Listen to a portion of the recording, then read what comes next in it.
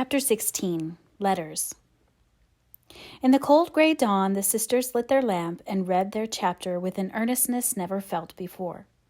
For now the shadow of a real trouble had come. The little books were full of help and comfort, and as they dressed, they agreed to say goodbye cheerfully and hopefully, and send their mother on her anxious journey unsaddened by tears or complaints from them. Everything seemed very strange when they went down, so dim and still outside, so full of light and bustle within. Breakfast at that early hour seemed odd, and even Hannah's familiar face looked unnatural as she flew about her kitchen with her nightcap on. The big trunk stood ready in the hall, Mother's cloak and bonnet lay on the sofa, and Mother herself sat trying to eat, but looking so pale and worn with sleeplessness and anxiety that the girls found it very hard to keep their resolution. Meg's eyes kept filling in spite of herself. Jo was obliged to hide her face in the kitchen roller more than once, and the little girls wore a grave, troubled expression, as if sorrow was a new experience to them. Nobody talked much, but as the time drew very near and they sat waiting for the carriage, Mrs. March said to the girls, who were all busied about her, one folding her shawl, another smoothing out the strings of her bonnet, a third putting on her overshoes, and a fourth fastening up her traveling bag. "Children, I leave you to Hannah's care and Mr. Lawrence's protection. Hannah is faithfulness itself, and our good neighbor will guard you as if you were his own. I have no fears for you, yet I am anxious that you should take this trouble rightly. Don't grieve and fret when I am gone, or think that you can be idle and comfort yourselves by being idle and trying to forget. Go on with your work as usual, for work is a blessed solace. Hope and keep busy, and whatever happens, remember that you never can be fatherless." "Yes, Mother." "Meg, dear, be prudent, watch over your sisters, consult Hannah, and in any perplexity, go to Mr. Lawrence. Be patient, Jo. Don't get despondent or do rash things. Write to me often and be my brave girl, ready to help and cheer all. Beth, comfort yourself with your music and be faithful to the little home duties. And you, Amy, help all you can, be obedient, and keep happy, safe at home." "We will, Mother, we will." The rattle of an approaching carriage made them all start and listen. That was the hard minute, but the girls stood it well. No one cried, no one ran away or uttered a lamentation, though their hearts were very heavy as they sent loving messages to Father, remembering as they spoke that it might be too late to deliver them. They kissed their mother quietly, clung about her tenderly, and tried to wave their hands cheerfully when she drove away. Larry and his grandfather came over to see her off, and Mr. Brooke looked so strong and sensible and kind that the girls christened him Mr. Greatheart on the spot.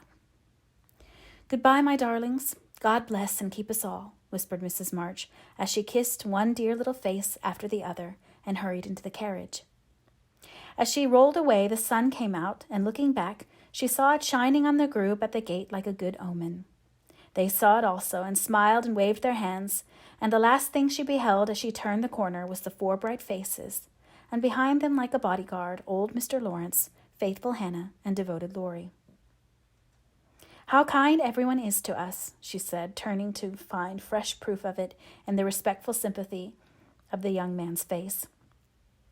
"I don't see how they can help it," returned Mr. Brooke, laughing so infectiously that Mrs. March could not help smiling.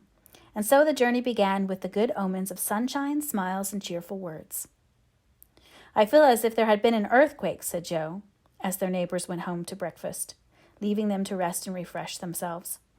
"It seems as if half the house was gone," added Meg forlornly. Beth opened her lips to say something, but could only point to the pile of nicely mended hose which lay on Mother's table, showing that even in her last hurried moments she had thought and worked for them. It was a little thing, but it went right to their hearts, and in spite of their brave resolutions, they all broke down and cried bitterly. Hannah wisely allowed them to relieve their feelings, and when the shower showed signs of clearing up, she came to the rescue armed with a coffee pot. "Now, my dear young ladies, remember what your ma said and don't fret. Come and have a cup of coffee all round, and then let's fall to work and be a credit to the family." Coffee was a treat, and Hannah showed great tact in making it that morning. No one could resist her persuasive nods or the fragrant invitation issuing from the nose of the coffee pot. They drew up to the table, exchanged their handkerchiefs for napkins, and in 10 minutes were all right again. "Hope and keep busy. That's the motto for us. So let's see who will remember it best. I shall go to Aunt March, as usual. Oh, won't she lecture, though, said Jo as she sipped with returning spirit. I shall go to my King's, though I'd much rather stay at home and attend to things here, said Meg, wishing she hadn't made her eyes so red. No need of that. Beth and I can keep house perfectly well, put in Amy with an important air. Hannah will tell us what to do, and we'll have everything nice when you come home, added Beth, getting out her mop and dish tub without delay. I think anxiety is very interesting, observed Amy, eating sugar pensively. The girls couldn't help laughing and felt better for it, though Meg shook her head at the young lady who could find consolation in a sugar bowl. The sight of the turnovers made Jo sober again, and when the two went out to their daily tasks, they looked sorrowfully back at the window where they were accustomed to see their mother's face. It was gone, but Beth had remembered the little household ceremony, and there she was, nodding away at them like a rosy-faced mandarin. That's so like my Beth, said Jo, waving her hat with a grateful face. Goodbye, Meggie. I hope the Kings won't strain today. Don't fret about Father, dear, she added as they parted. And I hope Aunt March won't croak. Your hair is becoming, and it looks very boyish and nice, returned Meg, trying not to smile at the curly head, which was comically small on her tall sister's shoulders.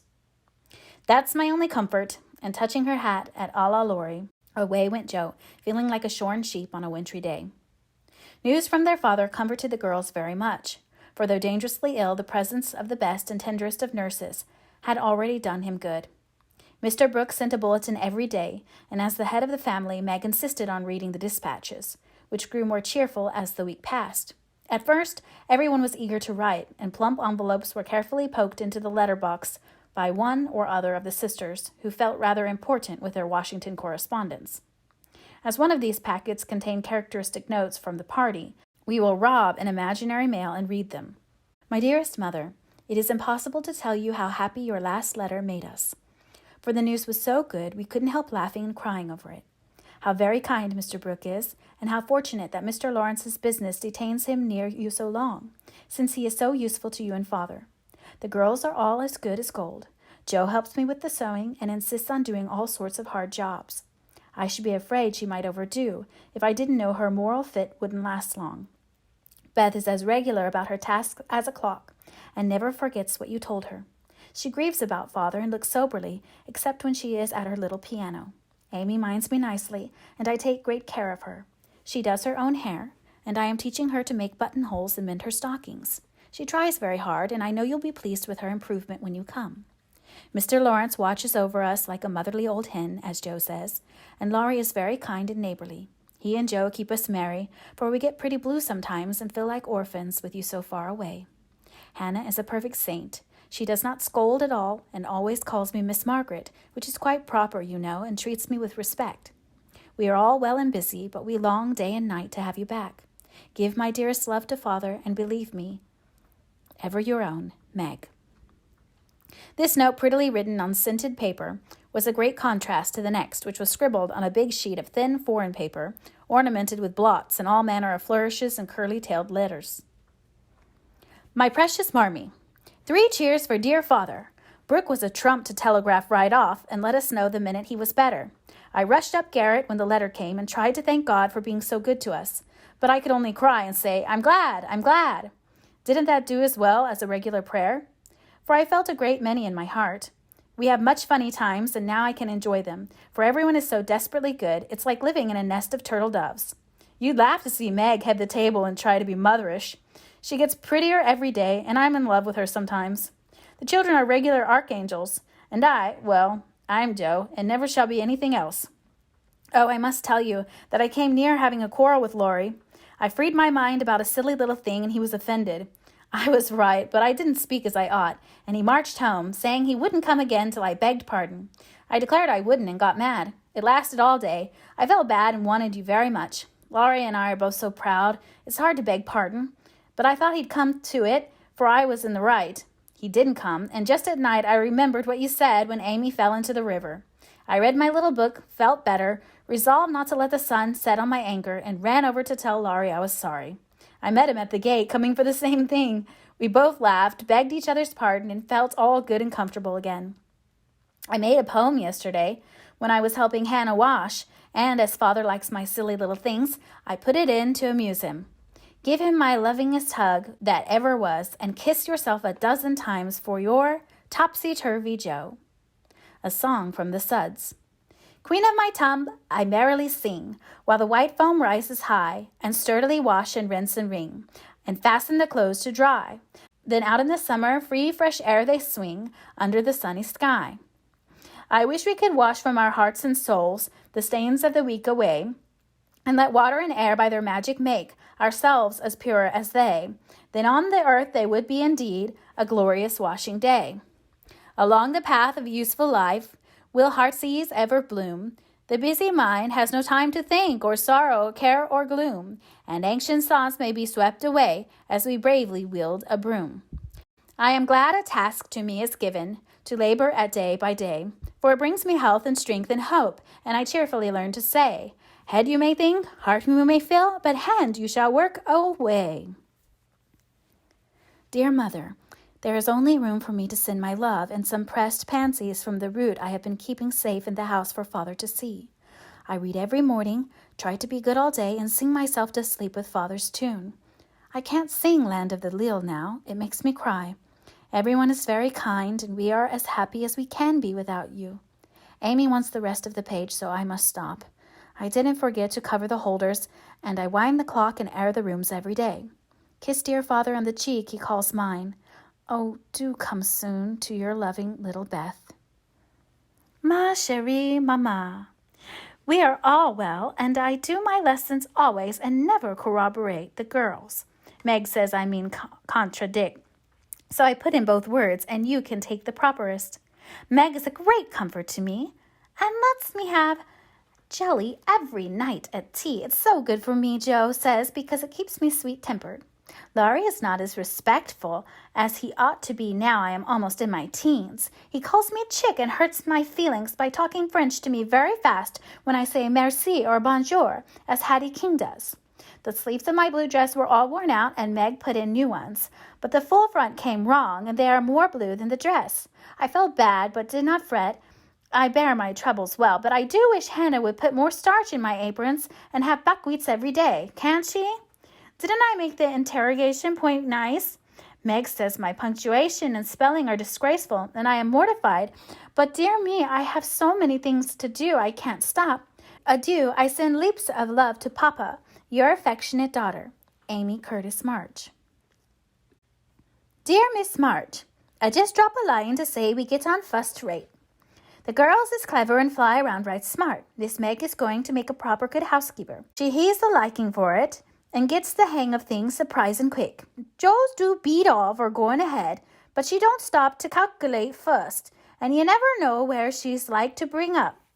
She done out a tub of clothes on Monday, but she starched 'em afore they was wrenched. I blued a pink calico dress till I thought I should have died a-laughing. Beth is the best of the little creeters, and a sight of help of me, being so forehanded and dependable. She tries to learn everything and really goes to market beyond her years. Likewise keeps accounts, with my help, quite wonderful. We have got on very economical so far. I don't let the girls have coffee only once a week, according to your wishes, and keep 'em on plain wholesome victuals. Amy does well without fretting, wearing her best clothes and eating sweet stuff. Mr. Laurie is as full of didos as usual and turns the house upside down frequent, but he heartens the girls, so I let 'em have full swing. The old gentleman sends heaps of things and is rather wearing, but means well, and ain't my place to say nothing. My bread is riz, so no more on this time. I send my duty to Mr. March and hope he's seen the last of his pneumonia. Yours respectful, Hannah Mollett. Head nurse of Ward No. 2. All serene on the Rappahannock, troops in fine condition, commissary department well conducted. The Home Guard under Colonel Teddy always on duty. Commander-in-Chief General Lawrence reviews the Army daily. Quartermaster Mullet keeps order in camp, and Major Lyon does picket duty at night. A salute of 24 guns was fired on receipt of good news from Washington, and a dress parade took place at headquarters. Commander-in-Chief sends his best wishes, in which he is heartily joined by Colonel Teddy. Dear Madam, the little girls are all well. Beth and my boy report daily. Hannah is a model servant and guards pretty well like a dragon. Glad the fine weather holds. Pray make Brooke useful and draw on me for funds if expenses exceed your estimate. Don't let your husband want anything. Thank God he is mending. Your sincere friend and servant, James Lawrence.